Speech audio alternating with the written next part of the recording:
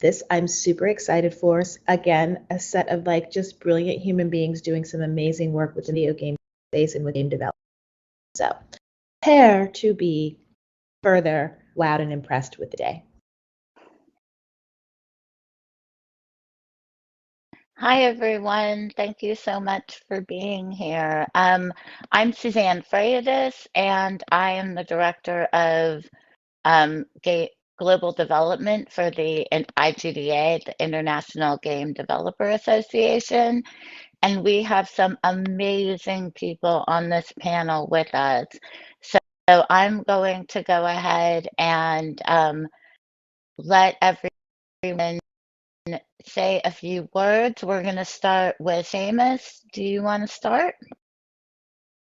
I sure can start. Hi, everybody. My name is Samus Wolfe. I am the senior UX researcher for the Able Gamers charity.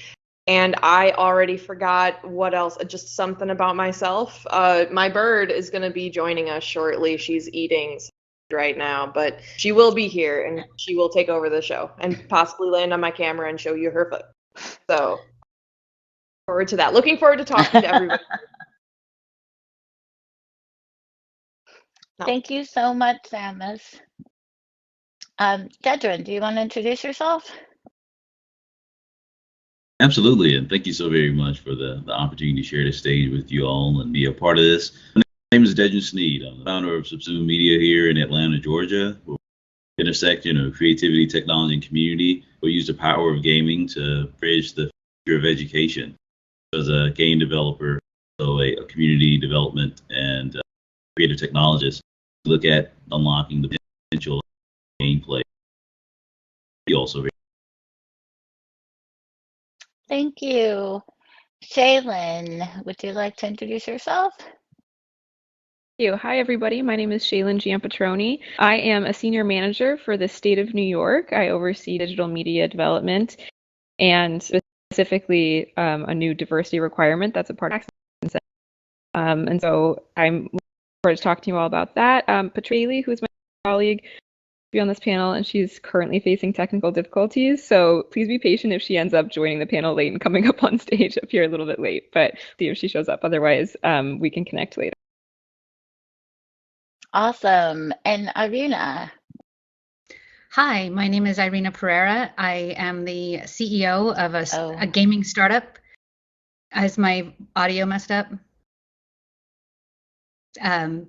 Cool, sorry. I'm the CEO of a gaming startup called Unleashed Games, where we are trying to take a different approach to developing games and who we develop games for, because we believe that there's far too narrow of an audience that we target with AAA titles. I'm formerly a developer from World of Warcraft, and I'm teaming up with other MMO developers to make a breakout game that is made for all audiences, where everybody can truly express themselves as they are and as they wish to be, rather than giving barriers and only limited options.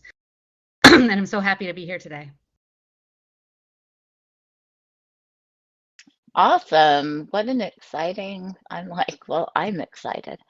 So let's get this panel started with what inclusivity means to you, because that's something, inclusivity, as I was preparing for this panel, I realized that there's so many different definitions and ideas around this word inclusive. So let's start with that one. Irena, would you like to start?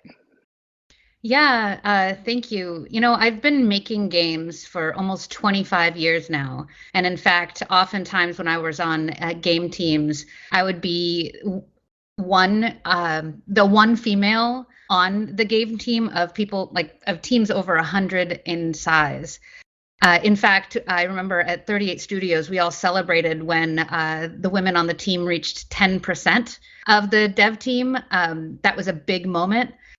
And that was in the early 2000 or mid 2000s. And, you know, when it came to people of color or anybody who was in, genderqueer or anything like that, which we had on our teams, it was always a very small portion. And a lot of the major decisions in games have been made by people that all look the same and have the same background, the same interests. And to me, inclusivity in games means bringing more voices to the table to be able to create better experiences for larger audiences. And not just that, but also being willing to hear other people and make space for other human beings to contribute their ideas instead of having one person in the room leading the discussion or hogging up all the oxygen. And on that note, who wants to pick up next?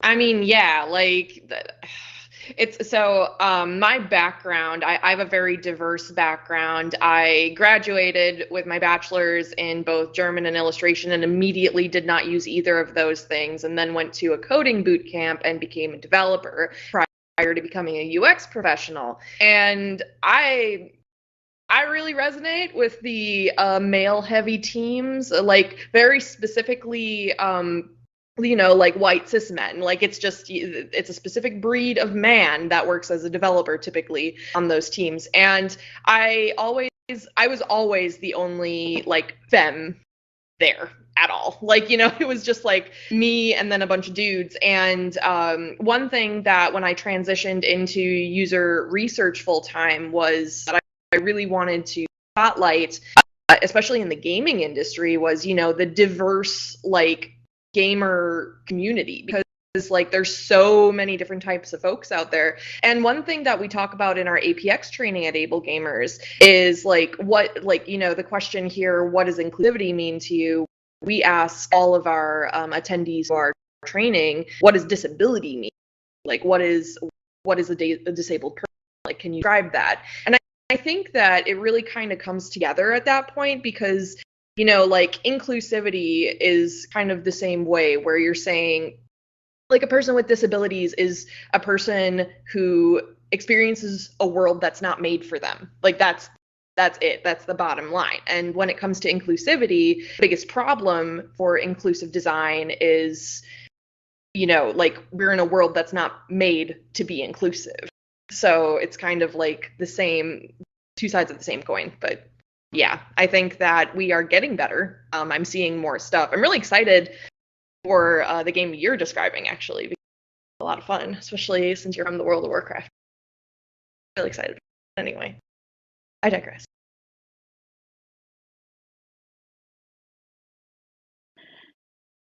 Dedren, what do you think? Well, thank you so very much. I feel like echoing the voices of what was said is absolutely paramount, that where we are or looking at inclusivity, I think first off, we have to understand that inclusivity in and of itself can't be a singular space of that. When we're talking about, as we're building and looking at inclusivity as the end goal, that we also have to understand that they have to be prerequisites to that are equity and equality. I think that we have to understand and appreciate whether that's for the space of gender, the space of heteronormative or gender fluidity, also accessibility from neurodiversity. There's so many components to that we have to build the right components of making sure that those ground rules are set. And I think it comes in summation to culture, that we as a culture of gamers, we all look to inclusivity, equity, and equality as the spaces that this should be highlighting or heralding. But we see so many spaces with the professional sense that there's just a mass opportunity that we all have to work on. All that to say, inclusivity, I think, has to be part of that intrinsic design that as a culture trying to build this community around. I think in doing that, a lot of the solutions that we want to see.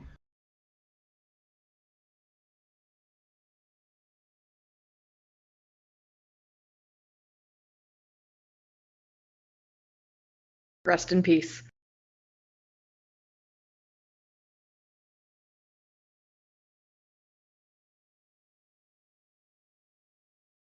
Suzanne, you're muted. I was talking. Yeah, I was. Feels like a Zoom Shaelyn. call. I love it. Yeah, exactly. Shaelyn, what's your definition of it? What do you think about inclusivity? Yeah, thank you so much. We're coming from the state perspective, and that is focusing on economic development for.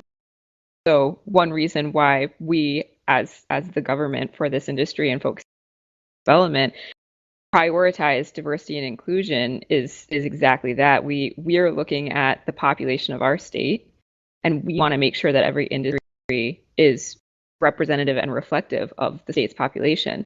And unfortunately, this industry hasn't been historically that ever, right? And so we're looking at ways that we can prioritize that. And so inclusivity to us is something that we're trying to encourage in across all of our incentives with industry. And industry growth can't happen without it being reflective of the entire population. And so that's our approach. That's our priority. And I think, we love participating in things like this and connecting with the industry, so we know how to target our outreach and being able to promote inclusivity, the economic perspective.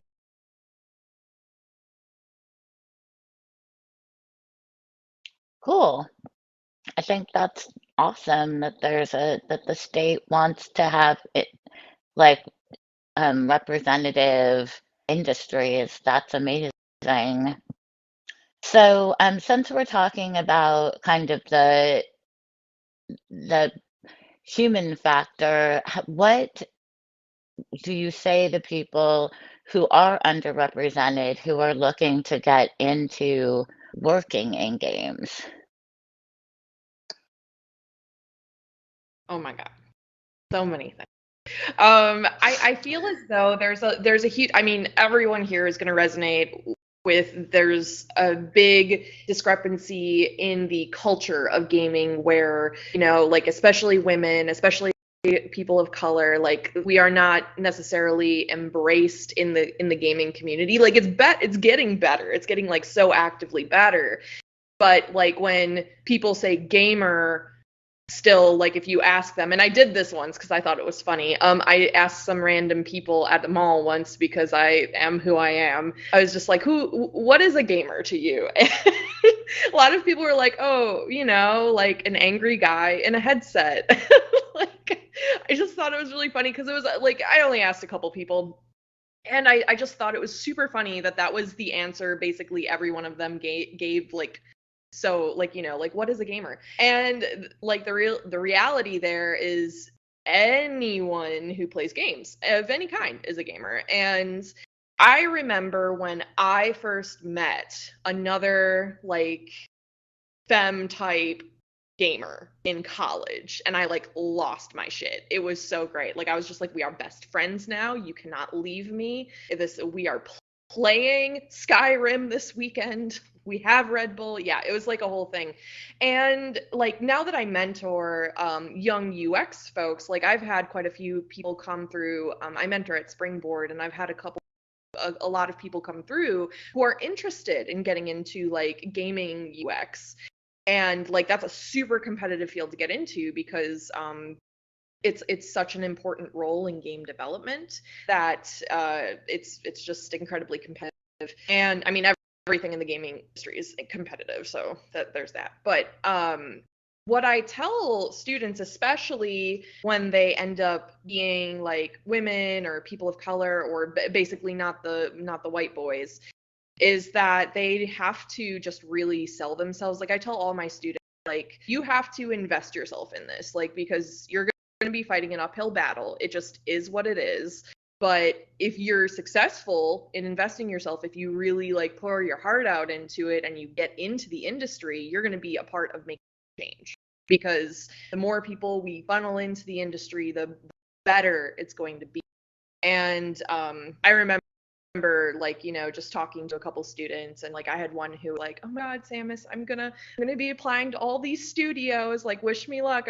I'm going to try to get an adjacent job and then move into UX. Because that's what I also tell people. I'm like, if you're able to get an adjacent job in the gaming industry, like at a studio, like in data analysis or quality control or something, like, it's easier to transition into another role within the company than it is to get, like, a UX job right away. So that was a lot of word vomit. Here's the talking stick, somebody.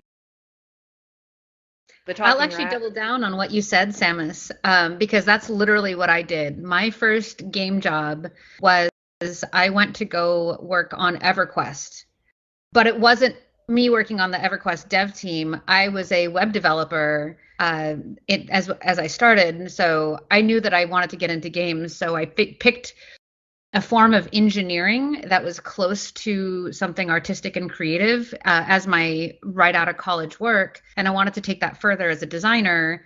But engineering, I could always get in because I was the only one that was either female and not the same as the others. And those guys always wanted more girls on their team. Like engineers always wanted more folks that didn't look like them, because they actually, like the good engineers, actually like more ideas. Game designers are a different story, but I wanted to be a game designer. That was my goal. So I got in through the nice guys, and but I got in through an adjacent role. And then the company who published EverQuest, is complicated, was bought by Sony, and I had Sony on my resume. I could at least get interviews.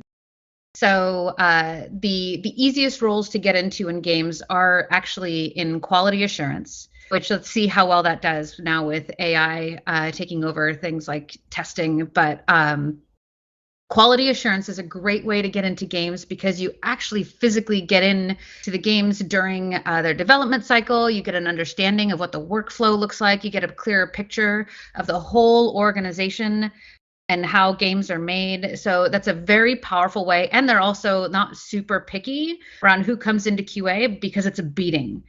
But you get to play test a lot. And that's the classic 80s commercial of like, oh, I play video games for a living. That's literally the job. And you get a lot more insight into how the games are made and what role that you want to play there. And then again, as Samus said, it's so much easier to transition from one role to another. Here's the downside, though, and that's actually a path that a lot of folks that are in more like lower represented categories start off. But then when you transfer from QA into a game team, you're not going to get a raise. And so you'll be making significantly less than other people. And this is actually one of the ways that like almost salary suppression happens over somebody's career. And the big way to get a bigger salary is to change companies. So like you have to kind of plan out your career in a couple of steps, know how long you're willing to work in one category, move yourself into another. It's like its own game design. But there is a clear path that you can set up. You can set up your own, like, I want to be a game dev quest. And just be patient with yourself as you work through.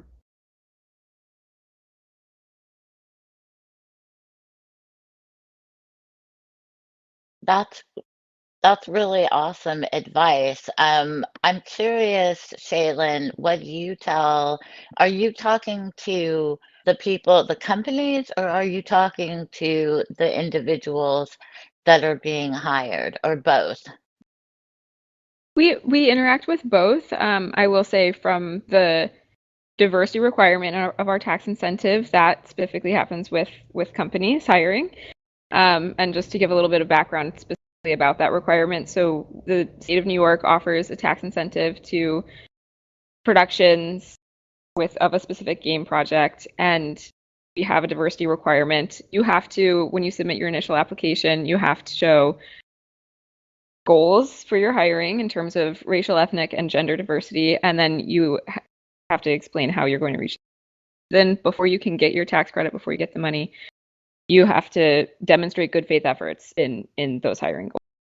So we're speaking to the companies, and we talk to them about if they believe they have any barriers to meeting those goals, what those are, and so that's our approach. So I'll definitely defer to the other experts on the panel in terms of what advice they would give.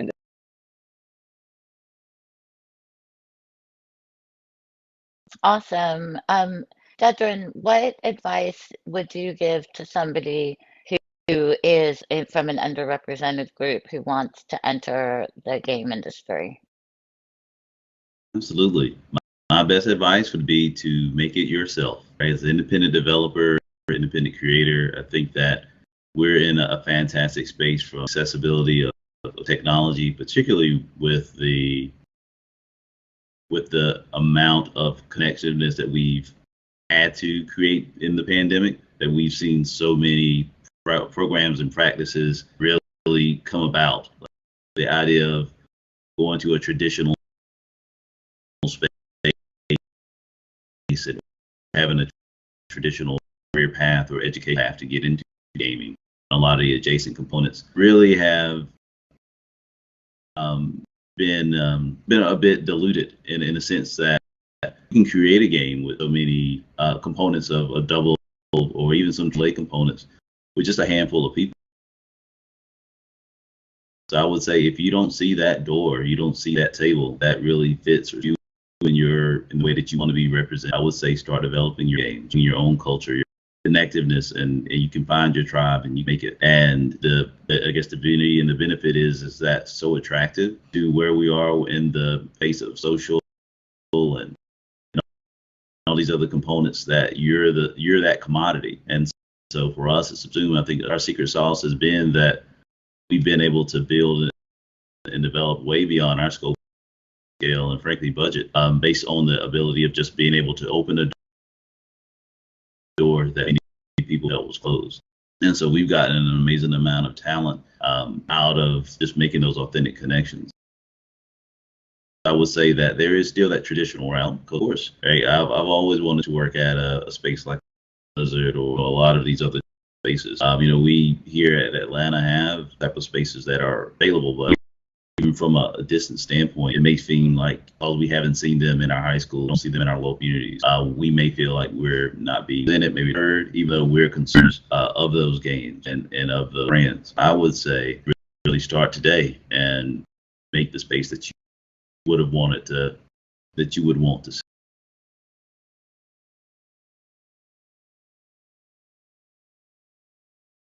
That's totally awesome. I love that advice. That's great.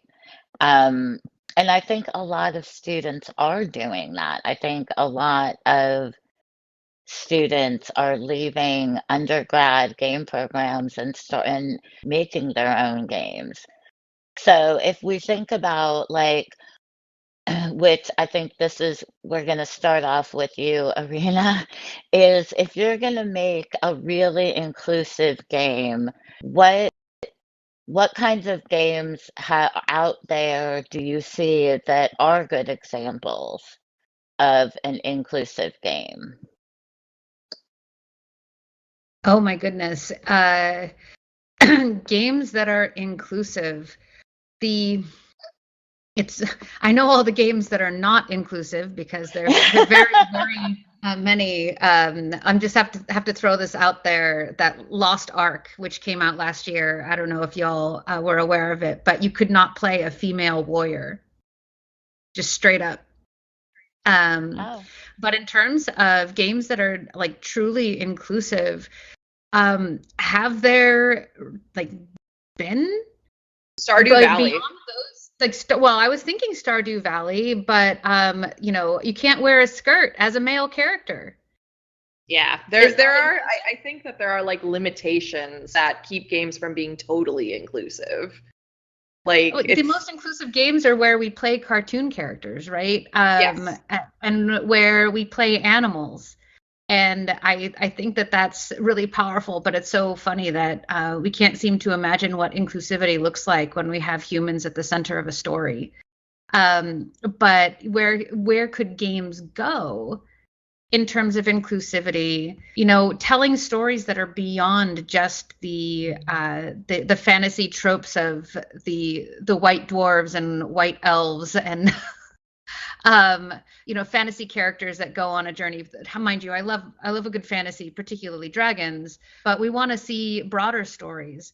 But there are great games that are in development, games like Twin Drums, or game teams like Twin Drums, which is they're making an MMO based on African mythology. This is an amazing turn of what a video game can look like, a fantasy game IP. You have other tabletop inclusive games.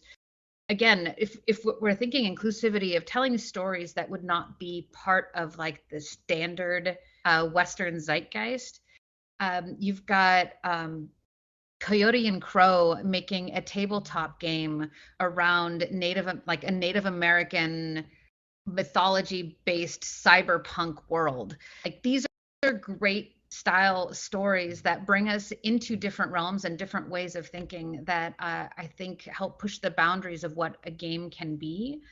And I haven't seen a lot in the AAA space that I would truly call inclusive, because games that are supposed to be inclusive, like Horizon, with a female archetype, she's basically just a male character with a feminine body, right? And how inclusive is she truly? How many, like, what stories is she telling from the perspective of that feminine lens and that female experience? She's not really. I mean, it's all about the dinosaurs and the tech, which, you can't go wrong there. But you look at games that are, indie and don't have a huge budget, and what happens if they can only create one character model? They will create just a straight white man model, and then if they can cheaply get to a female, they throw on just a long hair texture. There's not a lot of variety out there when it comes to that female lens, or that human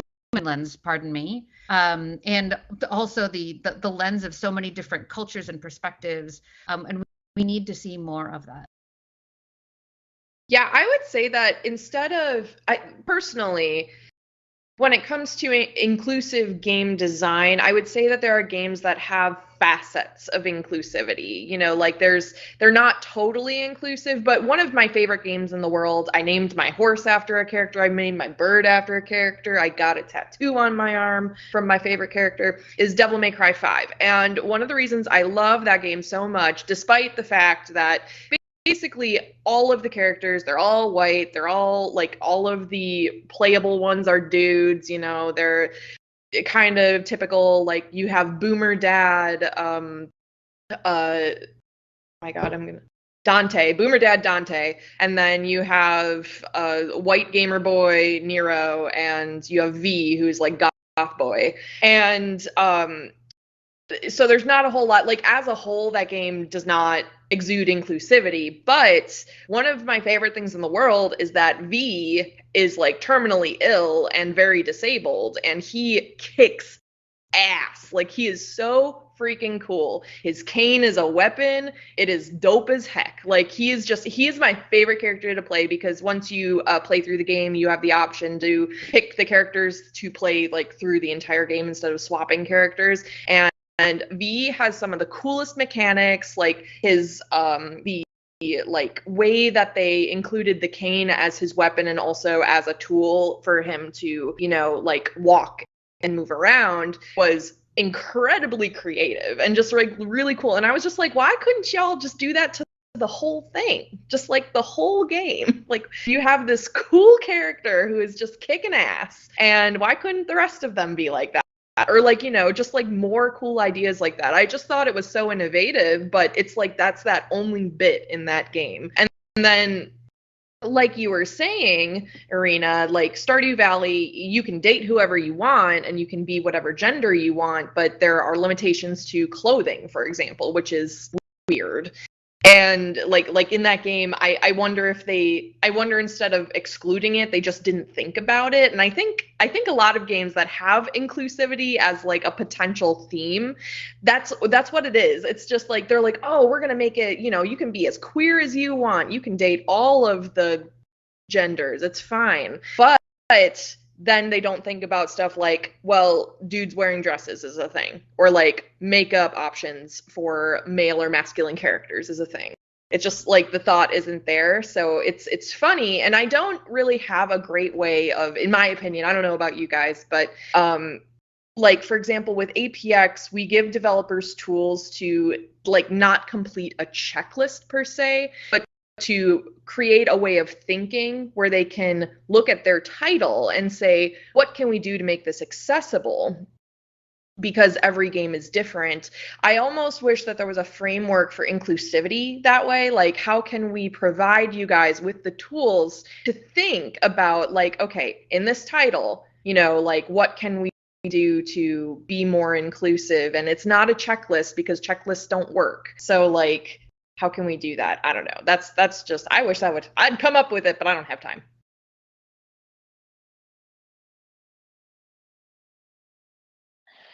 I love the idea of a framework for inclusivity. Dedren, talk about a little bit about your studio and how you work. Like if there's a game that you think is particularly inclusive, or how you're working towards inclusivity. Absolutely. Thank you. And then I appreciate it. And I want to double back to Arena's shout out to Coyote and Crow, as well as Twin Drum Studio, as and the site of tabletop gaming being a great precursor to a lot of the inclusive action and I think really some templates that we in the digital gaming space can absolutely take these. Now, for me, there's a particular game that I've been working on and looking at how we can be inclusive on that lens, and then also Samus decided that the tools and the kits that we use, they in themselves have a large opportunity. If we don't create templates or params or pre-gen projects, say that are in Unity or Unreal stores that already have these put in mind, a lot of that predisposition feeds into that development process. Right? If we don't make kits, we don't make dev kits, or we don't use programs that allow for that diversity of the human experience to be a generated component. If we're putting it on developers to make that, then a lot of time what's happening is this skip to that traditional. Therein miss a lot of those opportunities. Note to that. I'm working on a game called Sorghum and Spear. It's an African fantasy series that's a isometric role-playing game. And intentionally in our game, there are no men, right? So in that service, in that system, we create female and Black and Afro-Latin antagonists, complete storyline that's only about young girls who are last generation and kind of fight these monsters. Now, my life as a comic book artist and creator, that's been a series that we've been on.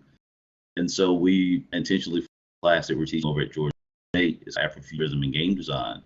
The idea of how can we take African narratives and stories, but also the social commentary, and look at how can we build a game in that space. So for the whole semester, a lot of it's been looking at spaces like humans and what do we see as a default, right? Do we cisgender heteronormative males as a default as soon as you hit the button? How many times do we create a virtual human before we get someone that looks that we can connect with inside of space? And so for us, we've been working on that role-playing game and looking at what do we see as the default and how can we change that narrative when we're trying to build characters and trying to build types. Now, as an indie developer, I'm happy to say we just had our demo day for that yesterday with the Creative Media Industries Institute. But in that sense, we also looked at our courses of who was enrolling in that game design and game component. So for us, where again a majority of our students were male, I'm happy to say that a majority of them were from minority backgrounds. And then likewise, that's us looking at reaching out to a Spelman College, their innovation lab, knowing that we're working on a character that's intrinsically female identifying, knowing that we as a studio didn't have that as a core component, maybe from the students that we had at Georgia State. How can we reach into our gaming space here in Atlanta and say, okay, we want to invite that type of support in the design, in the narrative, and in storytelling.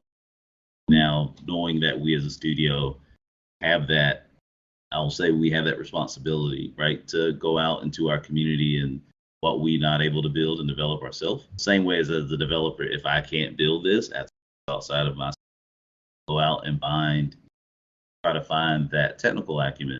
We're looking at that inclusive acumen as really a space to make our game better.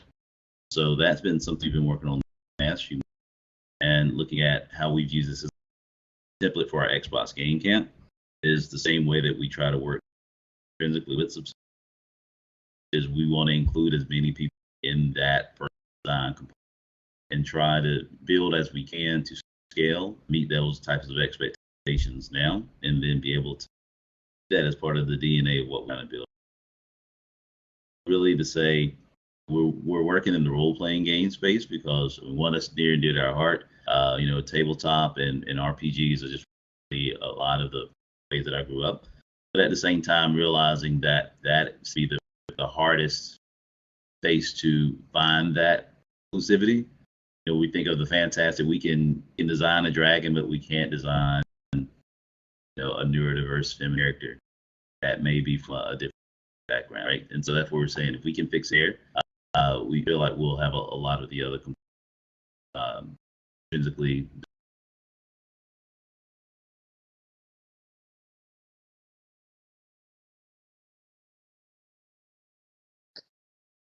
That sounds brilliant. I love that you guys that both you, Dedren, and you, Irena, are working on changing the the inclusivity narrative, right?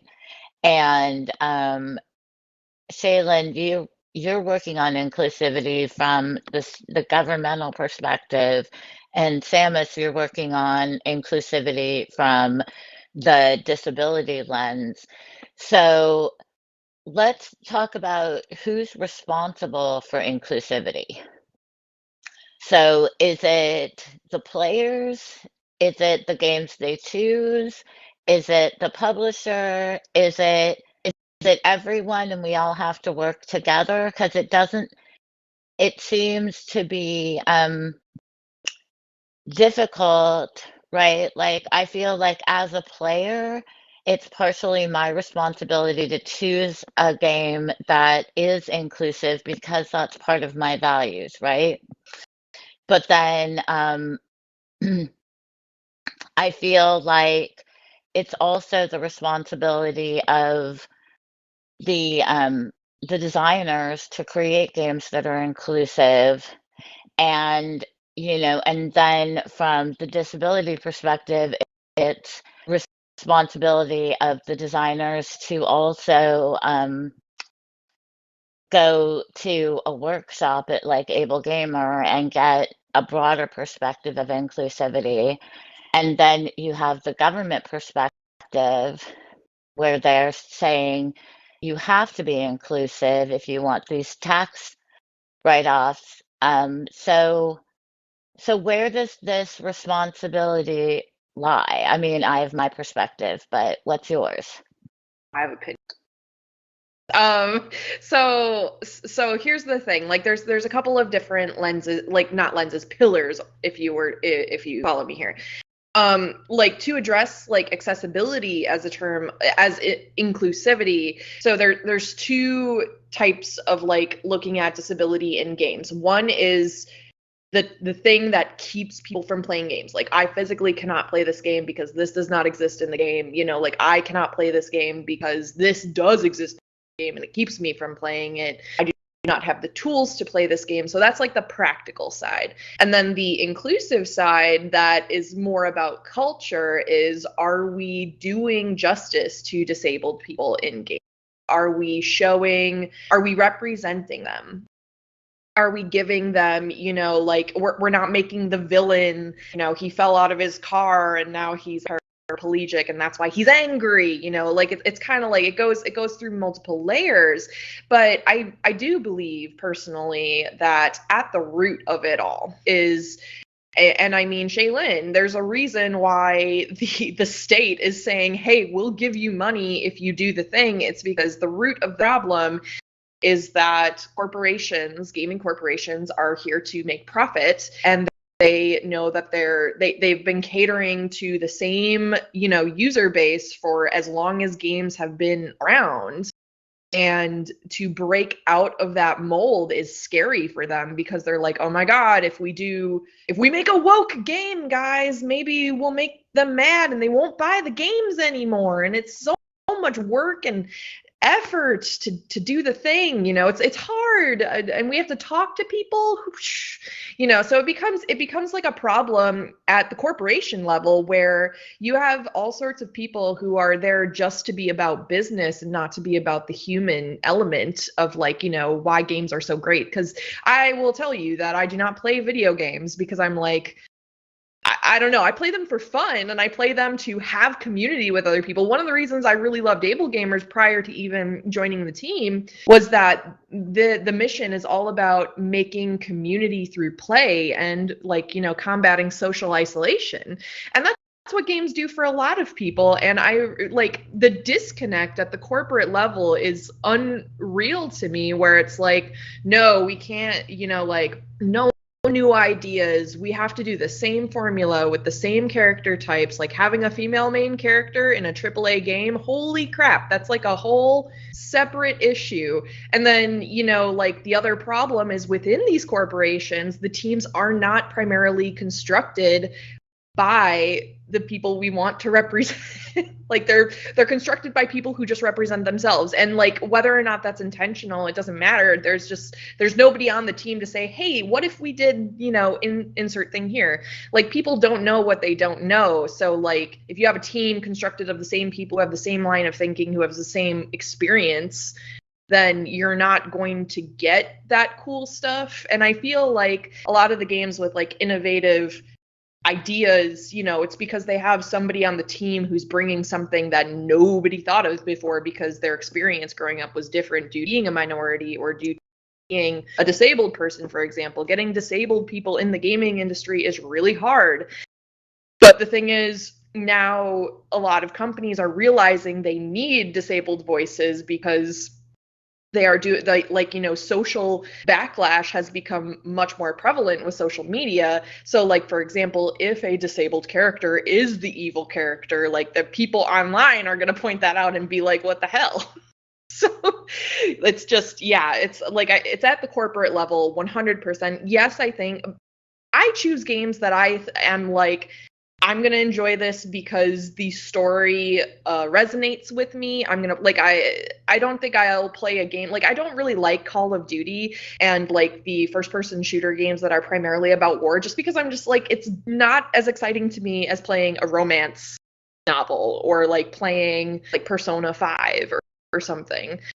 So I had a thing to say after that, but ADHD brain said I don't remember it now. So I'm going to give the talking stick to someone I'm going to piggyback on you, Samus, to save you. I love you. You're awesome. And I still want to see your bird. Bring on the bird. But here's what happens. When decisions are made about games, and I've been in the room where it happens, right? When you come up with a cool new innovative idea, hey, let's have a Jane Austen era social strategy game with empire building, but let's climb the social ladder and insult each other with insults and and gain power with compliments. Really cool dynamics. That sounds like an awesome game, right? But then the corporate people in charge of the purse strings and the green light committees say, but show me an example game where that has been successful before to validate if that's actually a worthwhile business model. And I'm like, nah, y'all, we've never targeted gamers from that perspective. Here's an example of all these casual games that that are loved by the exact audience that would love a more inclusive Regency era fantasy game. Take Bridgerton to the next level.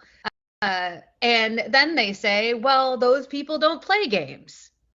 They don't really play games. They don't play these kinds of games. There's always some sort of they're not gamers. Some sort of 65% of mobile gamers are women because they're not really gamers. They don't call themselves gamers, and they'll only play Coin Master and Candy Crush. It's wait, what? There's a disconnect between reality, but there's no economic story there. There's no examples that have proven it. And when you start talking from the perspective, they've caveated against it by, if you bring in games that are more indie, that have these broader audiences and in fact are successful, then they're just dismissed away as oh, that's just an indie game. That didn't make the same amount of money. That doesn't make qualifying money. And when you're out there fundraising, as I am, like, you can't even talk about more diverse audiences. You have to be broad and make sure that you're including that white male, because if you're including that white male demographic, you don't want to be exclusive of them, then you're making something that the people that are fundraising, or you're fundraising with, or trying to get funds from, you're excluding them from being interested parties in playing the game, because ultimately the people who make games, they're making games to play the games that they want to play. And they see themselves as the primary player. That's how a lot of decisions get made on game teams. And this is a trap. And this is a trap that I've felt very saliently as a user experience designer my entire career. I've been a UX pioneer. High five, Samus, with this direction. But I've been pushing for a simple, minor factor, this thing that, maybe could change the way we think about games, how we build games, and how we make decisions around games. This little E word called empathy. Such a dangerous concept. Like, what if we build games for other people so that we don't fall into the trap of building for ourselves? Because our perspective is limited when we just build for ourselves, but we actually do better when we build for other people because we're more thoughtful.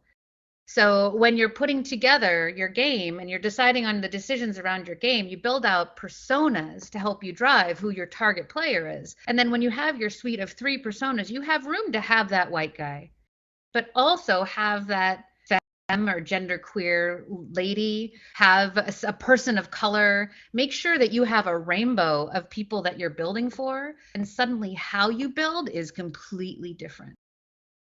But the challenge is that this is a challenge to authority and like a vision. The vision of the auteur, the creative director, knows what he wants to build. Always he. And so breaking through that bias is one of the hardest things, because it's power perpetuating power. And the only way to do so is to build a game dev team in a different way, where the people who help make the game also help inform the decision making. And the way that you get that, you remove the power from that individual person, but still kind of keep them in that driver's seat where they want to be. You got to keep them comfortable because they are there. You can separate out. Product owners can exist. They can live.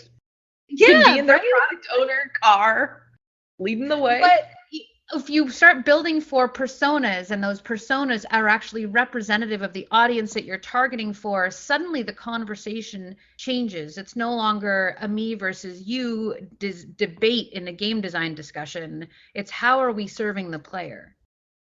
And that is what I call a player-centric type of business. And that's what user experience brings to a game team. But still, like, the saturation rate for UX designers, typically they just do like wireframes and flows.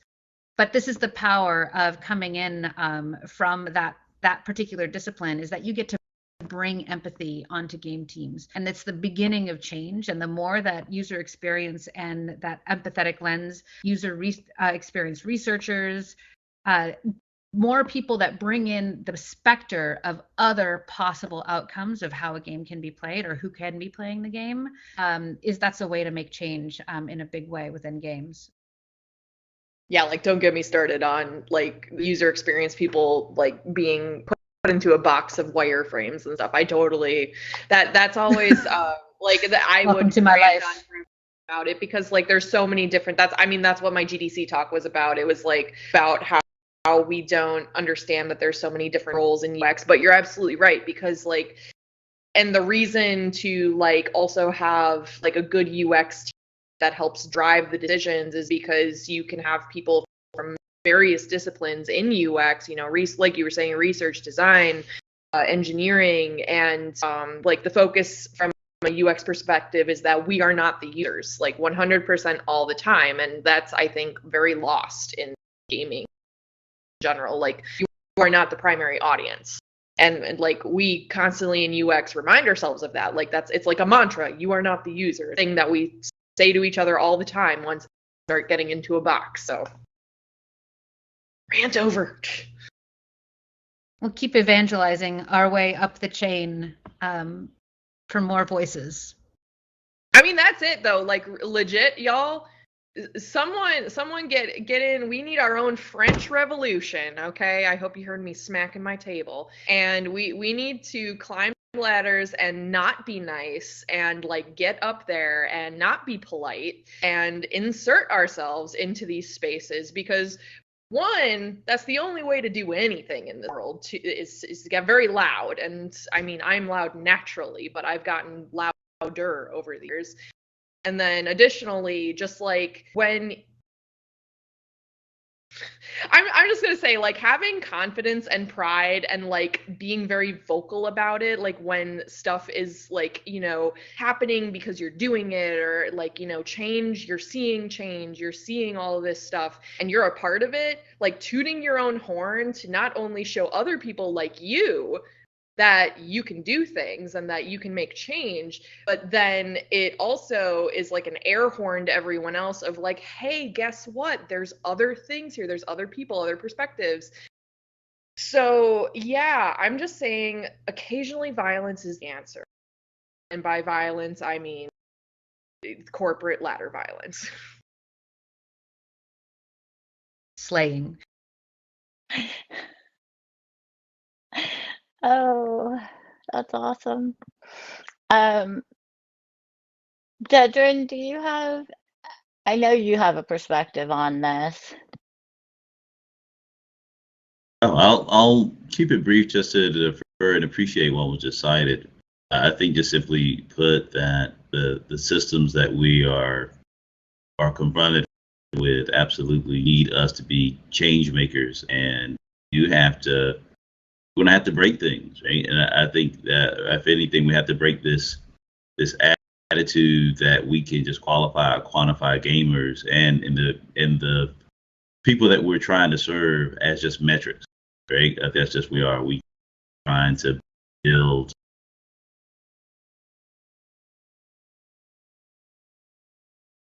a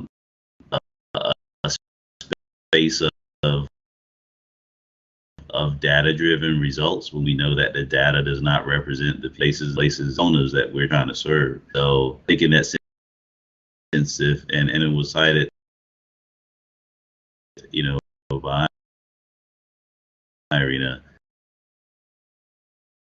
think from a space of empathy and altruism, and how which I think was how it started off, right? We were just the nerds in the back that were just making the things we wanted to see and spoke to people in a just very simple way. But once these things start making money and becoming capitalists, right? It's the idea of that system of how much can we profit over empower, right? And I think it's just simply put that we can build anything. So why build the reinforcement of a system that does not want to? I think it's our challenge that, yeah, well, you know, this is a final boss battle, right? And we all have to come together with our weapons of change and save the day.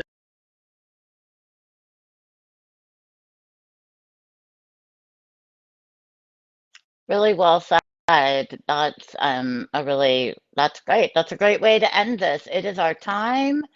So thank you so much to our panelists, Samus, Irena, Dedren, and Shaelyn. And I am so grateful that the Game Hearth is running this amazing boot camp. Thank you so much to everyone. And we will see you next time.